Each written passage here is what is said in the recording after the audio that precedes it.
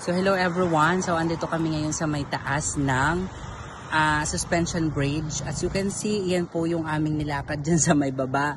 Going dyan sa may hagdan pataas po kami everyone. So yan yung suspension bridge.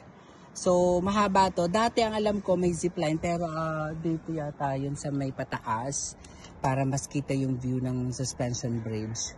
So ang I think dito ay parang mix na Arab area. Yan. Paikot po dyan. Diba? Ang ganda-ganda ng view. So, much better na pumunta kayo ng umaga para po mas ma-enjoy ninyo yung weather. Kasi talagang mamaya ay super init na dito ng bonggang-bongga. Yun lang everyone. Diba yan? Oh, ang dami ditong yan, pine tree. Ang ganda ng view, sobra. Thank you so much everyone.